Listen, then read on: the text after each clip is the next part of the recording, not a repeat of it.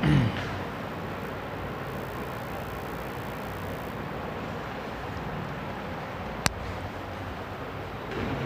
विद्यार्थी मित्रों, हूँ मेहुल पटेल भौतिक विज्ञान विषय में आपનું स्वागत करूँ छूँ। मित्रों, આપણે જાણીએ છીએ કે 2020-21ના પ્લાનિંગ પ્રમાણે આપણે જે ચેપ્ટરમાંથી જે મુદ્દાઓનો અત્યારે પરીક્ષાના હેતુ માટે ઉપયોગ નથી કરવાનો તે મુદ્દાઓને પરીક્ષાલક્ષી આપણે ધ્યાનમાં નહીં લઈએ।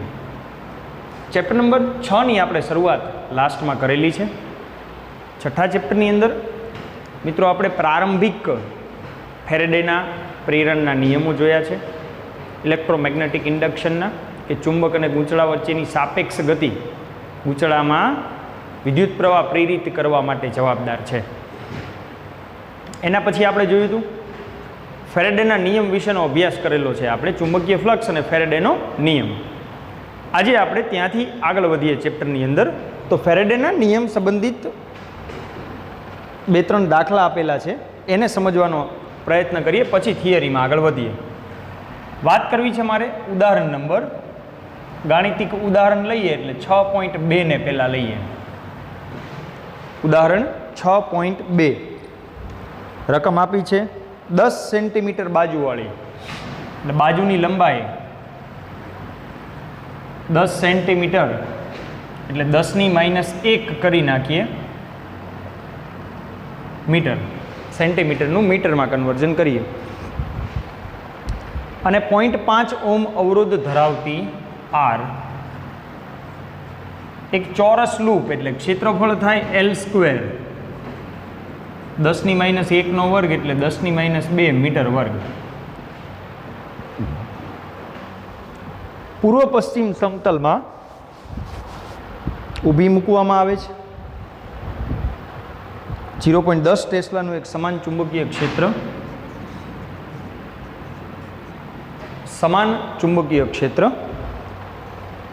સમતલ પર ઉત્તર પૂર્વ દિશામાં લાગુ પાડેલ છે। આ ચુંબકીય ક્ષેત્ર 0.70 સેકન્ડમાં અચળ દરે ઘટાડીને શૂન્ય કરવામાં આવે છે। સમયગાળો આપેલો છે 0.70 સેકન્ડ। ચાલો પહેલાં પરિસ્થિતિ દોરીએ, પછી રકમને પૂર્ણ કરીએ। હંમેશા આપણે દિશાની વાત કરીએ તો પૂર્વ પશ્ચિમ, ઉત્તર અને દક્ષિણ છે, આ પ્રમાણે દિશાઓ હોય।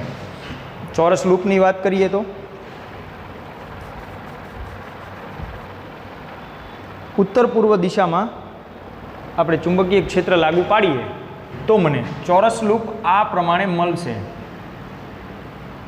અને એવી કન્ડિશનમાં મિત્રો એક્ઝેક્ટ વચ્ચે મળતી હોવાથી આ ખૂણો થશે 45 અંશ, ખૂણો થશે 45 અંશ। એને આપણે ઉત્તર પૂર્વ કહીશું, કમ્પ્લેટ વચ્ચે એટલે 45 અંશ, ઉત્તર પૂર્વ એમ કહી શકાય બંને।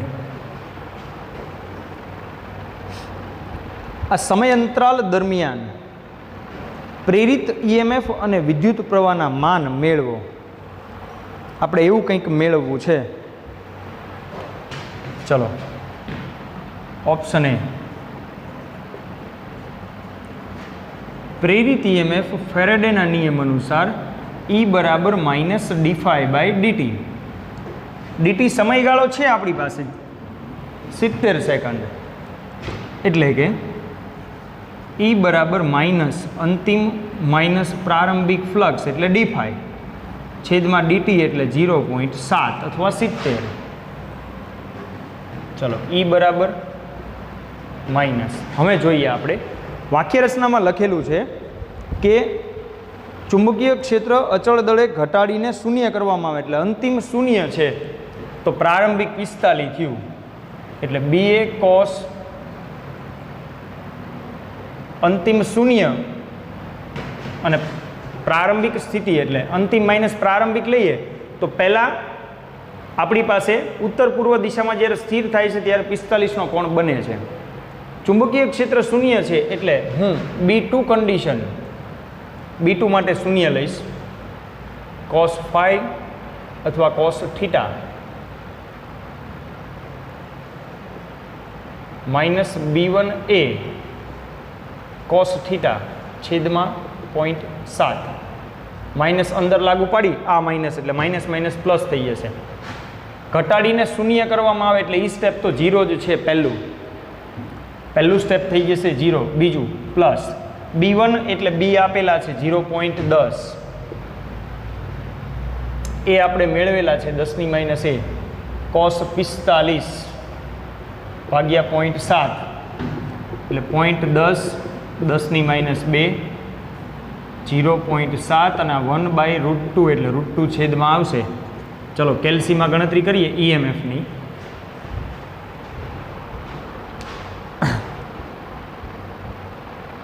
એટલે મળે છે 10 એટલે 1 થઈ જાય છે. 1 × 10⁻3 વોલ્ટ એટલે કે 1 મિલીવોલ્ટ મળે EMF. પહેલો જવાબ પ્રેરિત EMF મળી જાય. ચુંબકીય ક્ષેત્ર ઘટાડીને શૂન્ય કરવામાં આવે છે એટલે φ2 માટે B2 શૂન્ય. ત્યારે B1 કેટલું હોય તો કે રકમમાં આપેલું છે 0.10. આપણને રકમમાં કીધું જ છે કે 70 સેકન્ડમાં અચળ દળે ઘટાડીને ચુંબકીય ક્ષેત્ર 0 કરવામાં આવે છે. એટલે આપણે એ સ્ટેપને φ2 ને 0 લઈશું.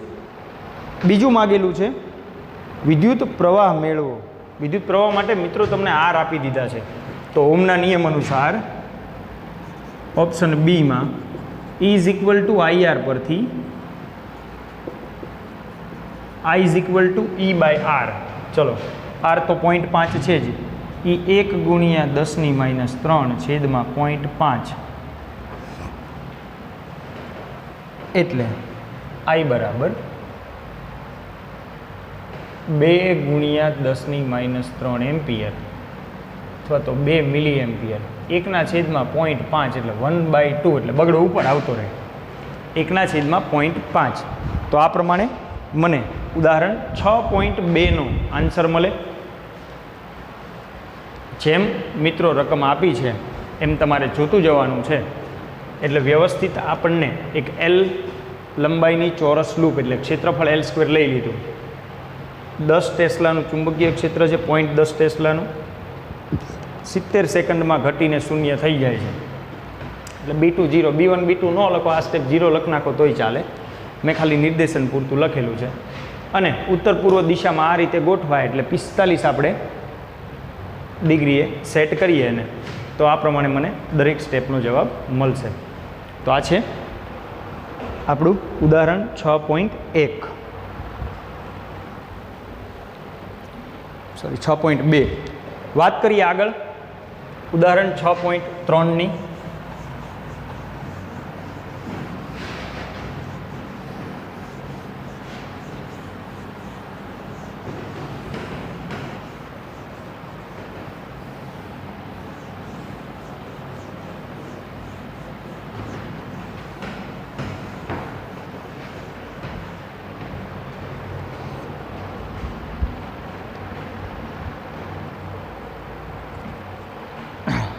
ચલો 10 સેન્ટીમીટર ત્રિજ્યા વાત કરવી છે આપણે 6.3ની. 10 સેન્ટીમીટર ત્રિજ્યાને 500 આંટાઓ ધરાવતું એટલે આંટાની સંખ્યા 500 છે. ત્રિજ્યા છે 10 સેન્ટીમીટર એટલે R બરાબર 10 સેન્ટીમીટર એટલે 0.1 મીટર. 500 આંટાઓ અને 2 ઓહ્મ અવરોધ ધરાવતા એક ગોળાકાર ગૂંચળાને N બરાબર 500. અવરોધ છે 2 ઓહ્મ. અવરોધ છે 2 ઓહ્મ. તેનું સમતલ પૃથ્વીના ચુંબકીય ક્ષેત્રના સમક્ષિતિજ ઘટકને લંબ રહે તે રીતે મૂકવામાં આવે છે. સમયગાળો આપેલો છે 0.25 સેકન્ડ. એટલે આપણે આને ડીટીના સ્વરૂપમાં પણ સમજશું. ટી એકલું લખો તોય ચાલે. 0.25 સેકન્ડમાં તેના ઉધ્વ વ્યાસને અનુલક્ષીને 180 ભ્રમણ કરાવવામાં આવે છે. તો પ્રારંભિક 0 હોય θ1 0 તો θ2 180 અંશ થાય. 180 ભ્રમણ કરાવવામાં આવે છે. આ ગૂંચળામાં પ્રેરિત EMF અને પ્રવાહના માનનો અંદાજ ક્ષેત્રનો સમક્ષિતિજ ઘટક એટલે B 3 × 10⁻5 ટેસ્લા છે. રકમના દરેક સ્ટેપને બરાબર સમજજો. કઈ કઈ વસ્તુ આપેલી છે એના ઉપરથી જ તમારે જવાબ મેળવવાનો છે. હવે ગૂંચળું આપેલું છે, ગૂંચળાની ત્રિજ્યા r છે, તો ક્ષેત્રફળ πr² થાય ગુણ્યા 0.1 એટલે 10⁻1 એનો વર્ગ એટલે 3.14 ગુણ્યા 10⁻2 મીટર વર્ગ આ ક્ષેત્રફળ થાય. એટલે મને EMF ગણવાની થોડી સરળતા રહે. આટાની સંખ્યા આપી છે એટલે આપણે સાથે લેવી પડશે આટાની સંખ્યાને. ચલો કરીએ ગણતરી હવે EMFની માટે. પ્રેરિત EMF ફેરેડેના નિયમ અનુસાર is equal to -n dφ/dt અનુસાર. ચલો બી એ કોમન નિકાલ કાઢી લઈશું આપણે.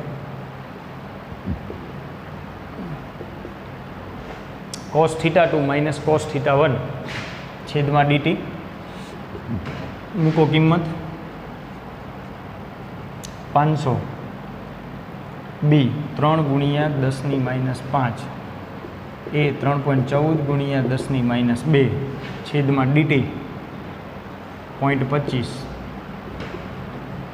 cos 180 - cos 0 cos 180 -1 અને cos 0 +1 એટલે -2 વધશે ત્યાં.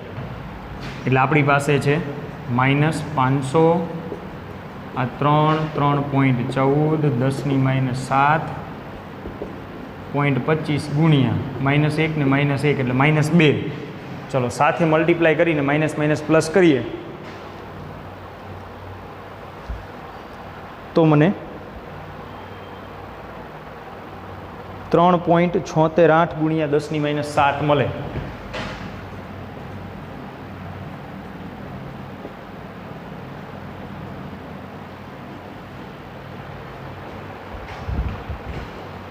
ઘાતને વેરીફાઈ કરી લઈએ એક વખત. આપણે ટોટલ જ સાથે મેળવી લઈએ. 376.8 ગુણ્યા 10⁻5 થશે. કારણ કે હજી ડિજિટ આગળ વધે છે એટલે આપણે એને સંક્ષિપ્ત સ્વરૂપે જ અહીંયા દર્શાવશું.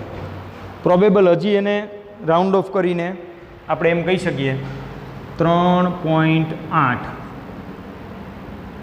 76 ને રાઉન્ડ ઓફ કર્યા 6 ને આગળ એટલે 8 ગુણ્યા 10⁻3 વોલ્ટ 10⁻3 વોલ્ટ. આ છે પહેલો જવાબ EMFનો. હવે તમે જાણો છો કે મારે પ્રવાહ મેળવવો હોય તો I is equal to E/R પરથી 3.8 ગુણ્યા 10⁻3 અને R તો રકમમાં આપેલા જ છે 2 તો 1.9 ગુણ્યા 10⁻3 એમ્પિયર અથવા 1.9 મિલી એમ્પિયર થાય. તમારે મિત્રો રકમ સાથે લખવાની છે જેથી કરીને દાખલાને ગણવામાં સરળતા રહે. એક જ સરખા સ્ટેપ છે. આપણે જે 2 દાખલા જોયા છે બંનેમાં એક જ જેવી અને એક જ સરખી ગણતરી આપણે અહીંયા જોવાની છે. બરાબર, એ જ પ્રમાણે આપણે દાખલાને ગણવાનો છે. તો પ્રેરિત EMF E is equal to -n dφ/dt આ મુજબ મળશે. ચલો દાખલાને ગણતું જવાનું છે મિત્રો. તમારે આપણે વાત કરવી છે હજી આગળ દાખલામાં, તો સ્વાધ્યાયમાં આગળ વધીએ.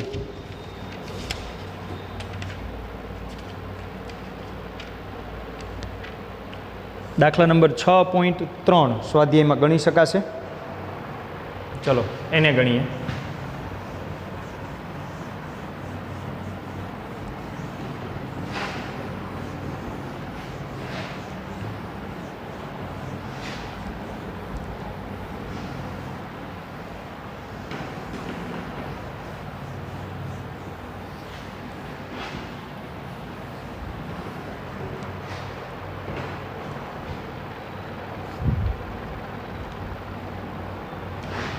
સ્વાધ્યાય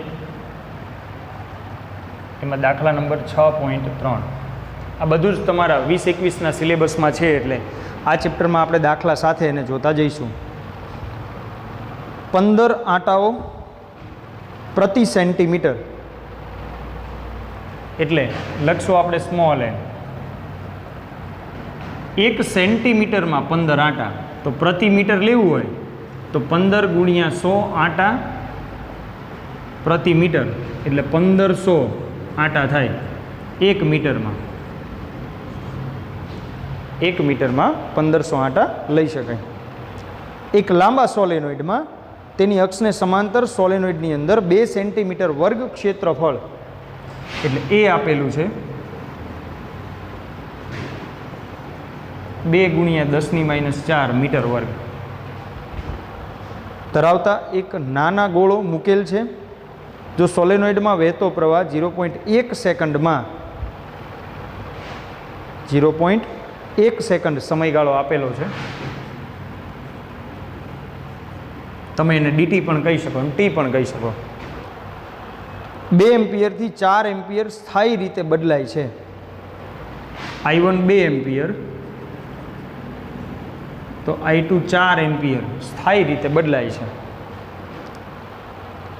તો વિદ્યુત પ્રવાહમાં ફેરફાર વખતે આ ગાળામાં પ્રેરિત EMF કેટલું હશે? હજી એકવાર વ્યવસ્થિત તમે રકમ વાંચો અને એને સમજવાનો પ્રયત્ન કરો. ચલો, પ્રેરિત EMF મારે લેવું છે તો હું પહેલાં તો સોલેનોઇડ માટે ફ્લક્સનું સૂત્ર વાપરીશ. સોલેનોઇડ માટે phi is equal to B into A μ0 NIA. કારણ દર્શાવો B બરાબર μ0 NI.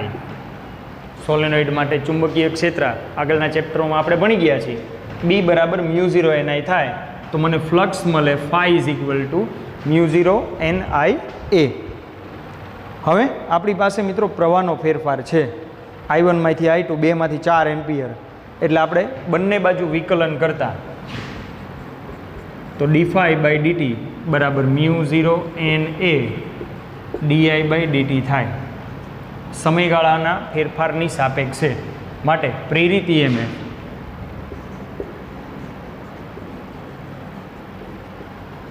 માઇનસ d∅dt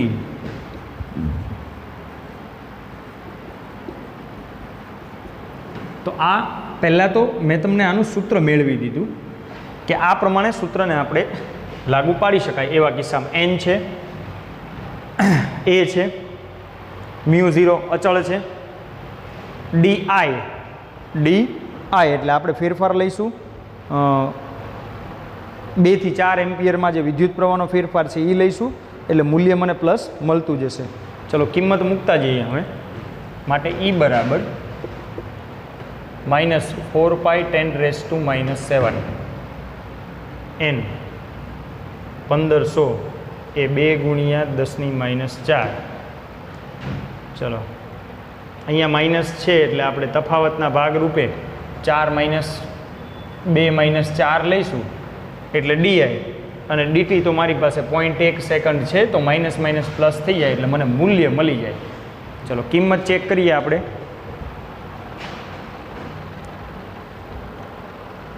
7.536 એટલે 7.54 લઈએ તો ઘાત થશે 10⁻⁶.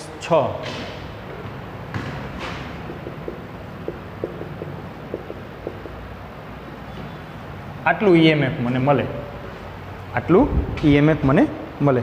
અથવા તો 7.54 માઇક્રો એટલે 10⁻⁶ થાય. તો સૂત્ર સંદર્ભમાં ધ્યાન રાખવું કે જ્યારે પ્રવાહનો ફેરફાર આપેલો હોય I1 અને I2નો, ત્યારે એ પર્ટિક્યુલર દાખલાને આપણે આ પ્રમાણે ગણશું સૂત્ર મૂકીને. સોલેનોઇડ છે તો સોલેનોઇડનું સૂત્ર મૂક્યું બીનું, એ પ્રમાણે એ મળે -d∅dt એટલે -μ0 NI di/dt. પછી એમાં કિંમત મૂકવાની એટલે જવાબ મળી જશે. તો આ પ્રમાણે સ્વાધ્યાયનો 6.3 દાખલો ગણી શકાશે. આપણે કન્ટિન્યુઅસ ફેરેડેના નિયમ અનુસારના દાખલા જોયા છે. પ્રેરિત EMF સંબંધિત મિત્રો આપણે વ્યવસ્થિત રીતે આ 3 દાખલા જોયા છે. થોડું થિયરીમાં આગળ વધીએ. મારે એક થિયરી જોવી છે, લેન્ઝનો નિયમ, એની આપણે વાત કરીએ. પરીક્ષામાં પૂછાવા લાયક થિયરી છે અને થોડું વ્યવસ્થિત તમારે એને પ્રિપેર પણ કરવાની છે.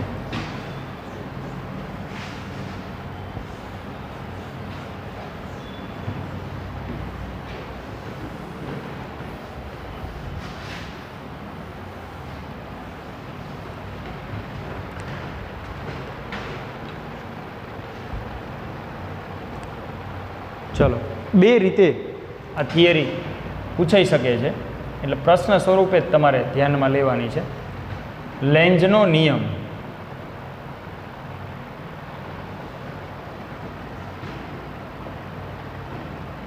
લખો અને સમજાવો, અથવા પ્રશ્ન એવો પૂછાય, લેન્ઝનો નિયમ એ ઉર્જા સંરક્ષણના નિયમનું વિશિષ્ટ કથન છે, સમજાવો. લેન્ઝનો નિયમ એ ઉર્જા સંરક્ષણના નિયમનું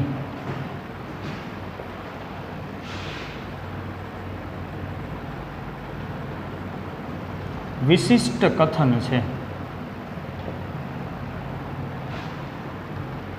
સમજાવો. તો આ પ્રમાણે આપણને થિયરી પૂછાઈ શકે છે મિત્રો. લેન્ઝના નિયમમાં આપણે વધારે વિશેષમાં આજે ઉર્જા સંરક્ષણનો નિયમ છે એના કથનની ચર્ચા કરીએ. લેન્ઝના નિયમની મદદથી મિત્રો પ્રેરિત ઈએમએફની દિશા જાણી શકાય છે. કેવી રીતે સમજીએ એને? ચલો, આના જવાબમાં આપણે એક એક સ્ટેપને સમજતા જઈએ. કરવાનો છે મારે એક પ્રયોગ જ, તે એક ચુંબક અને એક ગૂંચળાનો, જેની મદદથી હું એને જાણી શકું. પહેલાં નિયમ સમજી લઈએ. નિયમ શું છે? લેન્ઝનો નિયમ શું છે? તમારા એનસીઆરટી પ્રમાણેની લેંગ્વેજ આપણે જોઈએ તો, બંધ પરિપથમાં ઉદ્ભવતા પ્રેરિત ઈએમએફને કારણે, બંધ પરિપથમાં ઉદ્ભવતા પ્રેરિત ઈએમએફને કારણે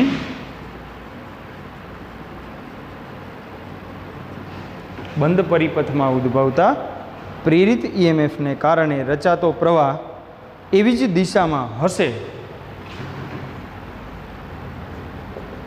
રચાતો પ્રવાહ એવી જ દિશામાં હશે, એવી જ દિશામાં હશે કે તે તેને ઉત્પન્ન કરનાર ચુંબકીય ફ્લક્સના ફેરફારનો વિરોધ કરે, કે તે તેને ઉત્પન્ન કરનાર ચુંબકીય ફ્લક્સના ફેરફારનો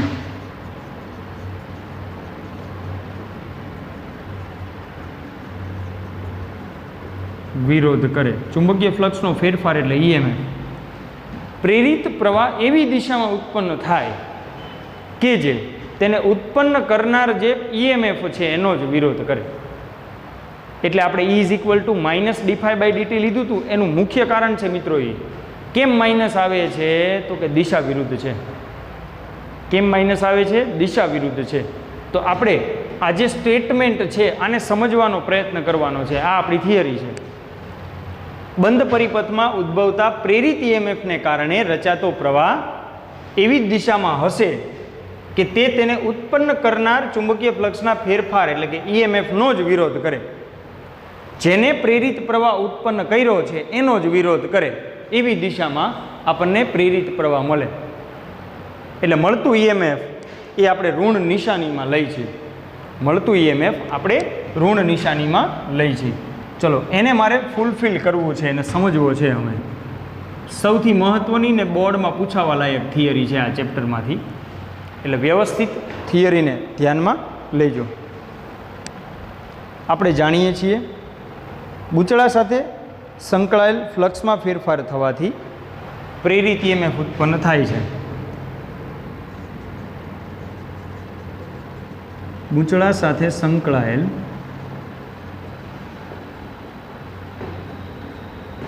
ચુંબકીય ફ્લક્સમાં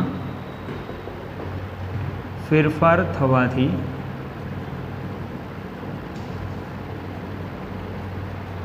પ્રેરિત ઈએમએફ ઉત્પન્ન થાય છે.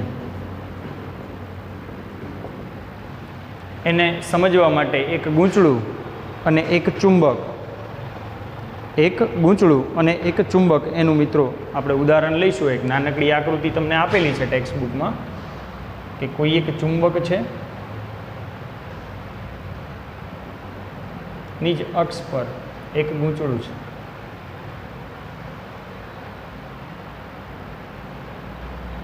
એ નિજ અક્ષ પર એક ગૂંચળું છે. બીજો એક તબક્કો લઈએ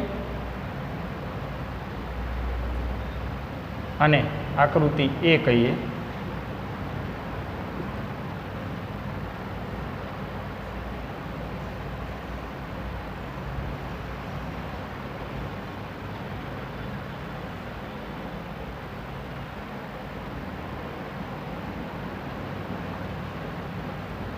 અને આને એન કહીએ અને આને એસ કહીએ. દિશા પણ ગૂંચળામાં પ્રેરિત વિદ્યુત પ્રવાહની દિશા મારે જાણવી છે. એક એવી પરિસ્થિતિ લઉં કે જો ચુંબકને ગૂંચળા તરફ સાપેક્ષ ગતિ કરાવતા, સમજો બરાબર, આ બે વાક્ય થિયરીનું સારાંશ છે. ચુંબકને ગૂંચળા તરફ ગતિ કરાવતા ચુંબકનો ગૂંચળા તરફનો છેડો જો ઉત્તર ધ્રુવ હોય, ચુંબકનો ગૂંચળા તરફનો છેડો જો ઉત્તર ધ્રુવ હોય અને ગૂંચળામાં વહેતો પ્રવાહ વિષમ ઘડી દિશામાં વહેતો હોય, સમજો વિષમ ઘડી એટલે મને આ પ્રમાણે મળે, આ દિશા, તો જો પ્રવાહ વિષમ ઘડી દિશામાં વહેતો હોય તો ગૂંચળાનો ચુંબક તરફનો છેડો ઉત્તર ધ્રુવ તરીકે વર્તતો હોવો જોઈએ. આપણે એક પરિસ્થિતિ લઈ છીએ, પછી બેને જસ્ટિફાય કરીએ. સમજો ચુંબકને ગૂંચળા તરફ ગતિ કરાવતા ચુંબકનો ગૂંચળા તરફનો છેડો ઉત્તર ધ્રુવ તરીકે હોય અને ગૂંચળામાં વિષમ ઘડી દિશામાં પ્રવાહ વહેતો હોય, તો ગૂંચળામાં વિષમ ઘડી દિશામાં પ્રવાહ વહેતો હોય તો ગૂંચળાનો ચુંબક તરફનો છેડો ઉત્તર ધ્રુવ હોય અને જો સમઘડી દિશામાં પ્રવાહ વહેતો હોય, આ દિશામાં પ્રવાહ વહે છે અને આમ જાય છે, તો એ દક્ષિણ ધ્રુવ તરીકે વર્તતો હોય. આને હું કહીશ આકૃતિ બી. આને હું કહીશ આકૃતિ બી. બે આકૃતિ લઈશું સમજવાના ભાગરૂપે.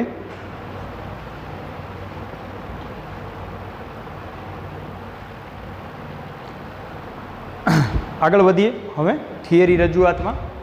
બંને આકૃતિને મારે સંદર્ભ તરીકે રાખીને એક્સપ્લેનેશન જોવાનું છે. ચલો, છેલ્લું વાક્ય આપણે લખેલું છે, ગૂંચળા સાથે સંકળાયેલ ચુંબકીય ફ્લક્સમાં ફેરફાર થવાથી પ્રેરિત ઈએમએફ ઉત્પન્ન થાય. આગળ વધીએ. પ્રેરિત ઈએમએફ ઉત્પન્ન થાય. આ ઈએમએફને કારણે ગૂંચળામાં પ્રવાહ પસાર થાય અને ગૂંચળામાં પણ ચુંબકીય ક્ષેત્ર ઉત્પન્ન થાય. આ ઈએમએફને કારણે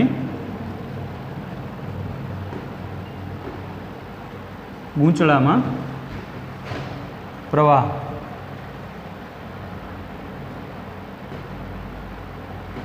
આ ઈએમએફને કારણે ગૂંચળામાં પ્રવાહ પસાર થાય છે અને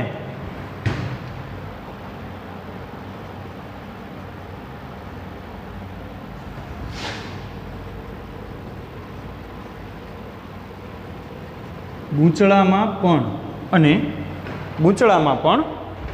ચુંબકીય ક્ષેત્ર ઉત્પન્ન થાય છે.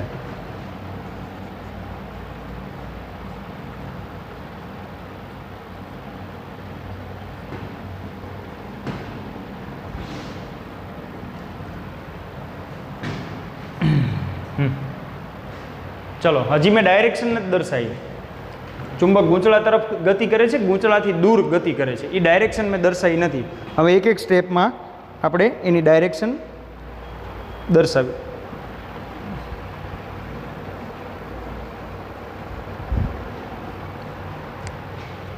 ચલો, પહેલું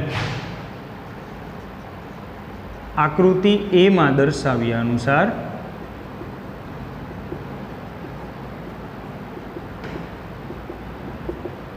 ધારો કે આપણે આ તરફ ગતિ કરાવી છે, દિશા મેં હવે આમ પકડી છે. ધારો કે ગજિયા ચુંબકનો ઉત્તર ધ્રુવ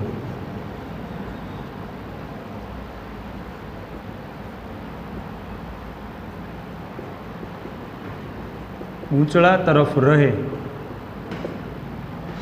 તેમ ગતિ કરાવવામાં આવે છે. તેમ ગૂંચળા તરફ આપણે શબ્દ પ્રોપર અંદર લખશું.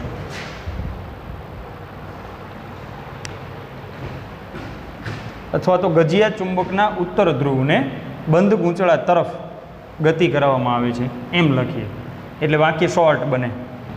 ગજિયા ચુંબકના ઉત્તર ધ્રુવને બંધ ગૂંચળા તરફ ગતિ કરાવવામાં આવે છે. જેમ જેમ ગજિયો ચુંબક ગૂંચળા તરફ જશે એમ ગૂંચળા સાથે સંકળાયેલમાં ફ્લક્સનો ફેરફાર વધતો જશે. જેમ જેમ ગજિયો ચુંબક ગૂંચળા તરફ જશે, જેમ જેમ ઉત્તર ધ્રુવ અથવા ગજિયો ચુંબક ગૂંચળા તરફ જશે તેમ તેમ તેની સાથે તેમ ગૂંચળા સાથે સંકળાયેલ ફ્લક્સમાં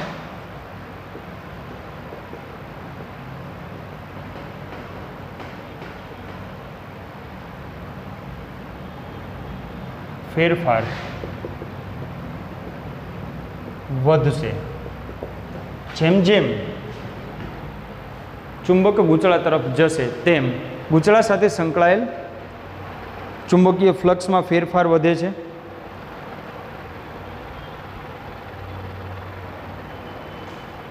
આપણે જાણીએ છીએ, મેં અહીંયા દર્શાવ્યું છે કે આમ લેન્ઝના નિયમ અનુસાર લેન્ઝ એવું કહે છે કે ભાઈ બંધ પરિપથ એટલે ગૂંચળો, એમાં જે પ્રેરિત EMF ઉત્પન્ન થાય છે એના કારણે જે પ્રવાહ રચાય છે એ એને ઉત્પન્ન કરનાર પ્રેરિત EMFનો જ વિરોધ કરે. એને ઉત્પન્ન કરનાર પ્રેરિત EMFનો જ વિરોધ કરે એવી દિશામાં ઉત્પન્ન થાય છે. તો વિરોધ ક્યારે થાય?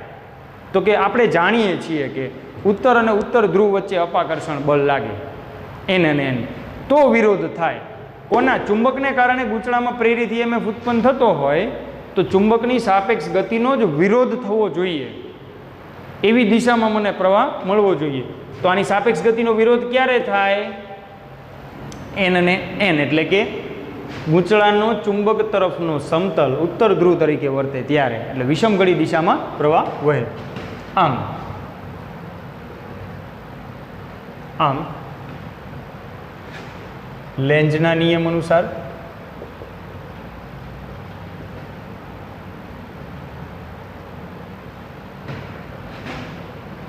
જેમ જેમ ચુંબક ગૂંચળા તરફ ગતિ કરતો જાય છે તેમ તેમ ગૂંચળામાં પ્રવાહ એવી દિશામાં પ્રેરિત થાય છે કે જે ફ્લક્સમાં થતા વધારાનો વિરોધ કરે. એટલે લેન્ઝના નિયમ અનુસાર ગૂંચળામાં પ્રવાહ એવી રીતે અથવા એવી દિશામાં પ્રેરિત થાય છે કે જે ફ્લક્સના વધારાના ફેરફારનો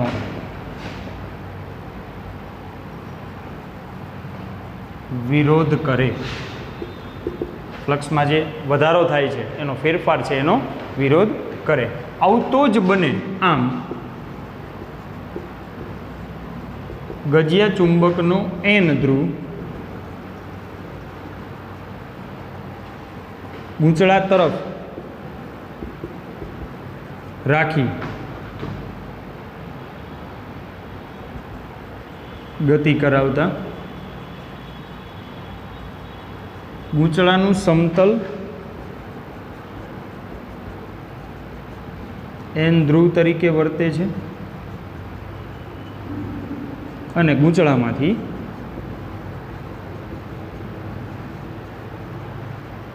વિષમ ઘડી દિશામાં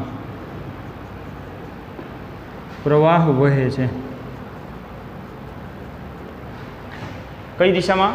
વિષમ ઘડી દિશામાં. આપણે જાણીએ છીએ. તો જ ઉર્જા સંરક્ષણના નિયમનું પાલન થાય. તમારે કંઈક મેળવવા માટે સતત કાર્ય કરવું પડે. અપાકર્ષણ થાય તો હું સતત બળ લગાડીશ, પણ આકર્ષણ થાય તો આપણે બીજી આકૃતિમાં એને સમજીએ કેમ ઉર્જા સંરક્ષણના નિયમનું વિશિષ્ટ કથન છે. તો કે ભાઈ ઉત્તર ધ્રુવ ગૂંચળા તરફ રહે તેમ ગતિ કરાવતા ગૂંચળાના સમતલ છે એ ઉત્તર ધ્રુવ તરીકે જ વર્તવો જોઈએ, તો જ અપાકર્ષણ બળ લાગે, તો જ કાર્ય કરવું પડે, કંઈક કાર્ય કરવું પડે તો જ ઉર્જા મળે, નહીંતર ઉર્જા મળે નહીં. એટલે પહેલી આકૃતિ આ પ્રમાણેની સમજણ આપે છે. હવે બીજી આકૃતિ પ્રમાણે આગળ વધીએ. એમાં દિશા હવે દર્શાવીશું.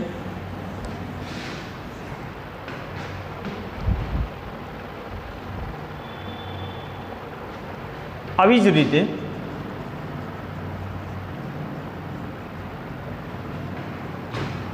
ચુંબકના એન ધ્રુવને ગૂંચળાથી દૂર લઈ જવામાં આવે, એટલે હવે દિશા આમ છે, સમજો. આકૃતિ બી, લઈ જવામાં આવે એટલે દિશા ફેરવી નાખી છે મેં. તો ગૂંચળામાંનું ફ્લક્સ ઘટશે, તો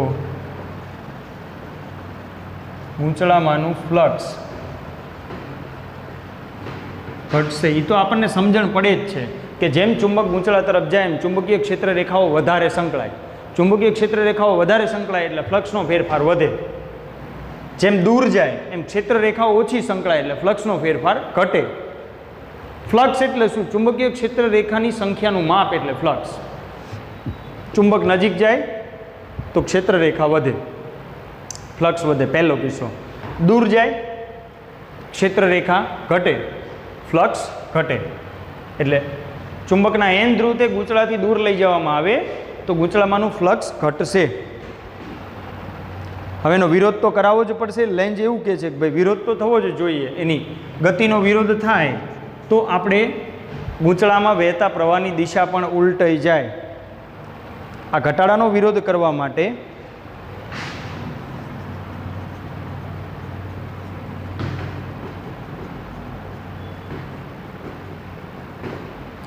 ગૂંચળામાં પ્રવાહની દિશા મેં દર્શાવી છે આકૃતિ બીમાં.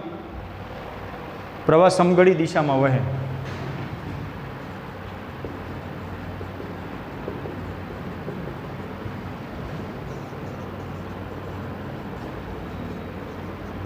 સમઘડી દિશામાં વહે આકૃતિ બી મુજબ ગૂંચળામાં પ્રવાહ સમઘડી દિશામાં વહે. આ વખતે ગૂંચળાનું સમતલ એસ ધ્રુવ તરીકે વર્તે છે. એ તો આપણે સમજી શકીએ છીએ ભાઈ સમઘડી દિશા છે એટલે એસ ધ્રુવ તરીકે વર્તે. આ વખતે ગૂંચળાનું સમતલ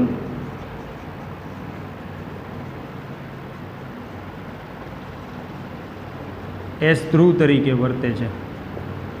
હવે આમ જવાનો વિરોધ ક્યારે કરી શકે?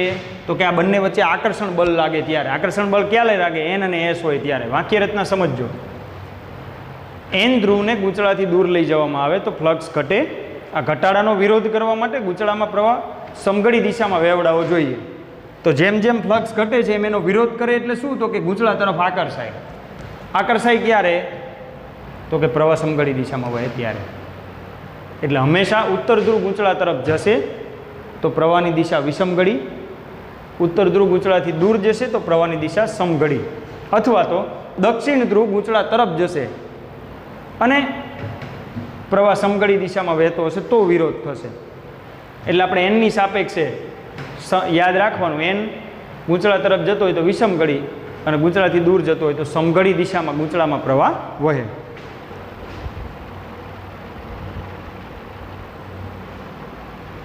આમ ટૂંકમાં એવું કહી શકાય કે ગૂંચળામાં પ્રેરિત થતું ઈએમએફ એ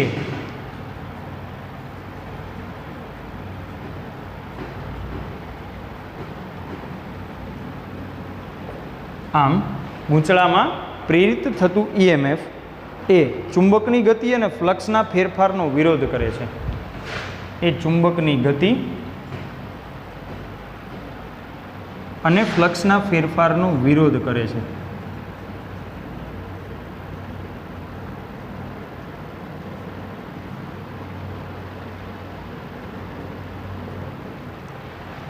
આ છે લેન્ઝના નિયમનું જસ્ટિફિકેશન. આમ ઈએમએફ મેળવવા માટે ચુંબક પર સતત ચુંબકીય બળની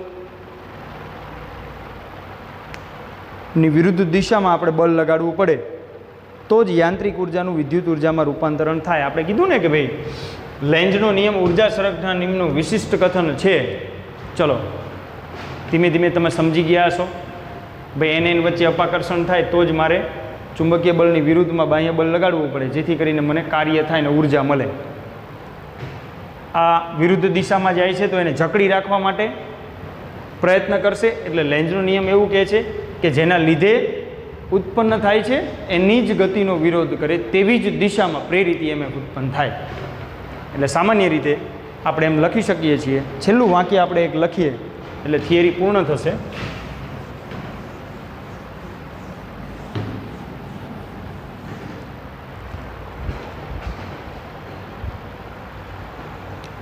આમ સતત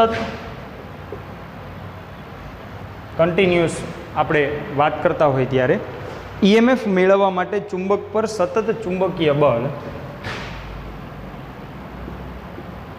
મેળવવા માટે ચુંબક પર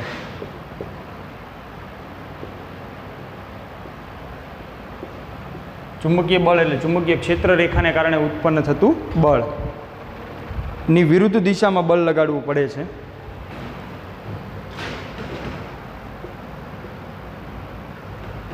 દિશામાં બળ લગાડવું પડે છે કે જેથી યાંત્રિક ઉર્જાનું વિદ્યુત ઉર્જામાં રૂપાંતર થાય. થોડી લાંબી થિયરી છે પરંતુ એના એક એક સ્ટેપને આપણે ધીમે ધીમે અને બહુ સરળ સમજૂતીમાં જોયા છે એમ તમારે યાદ રાખવાના છે.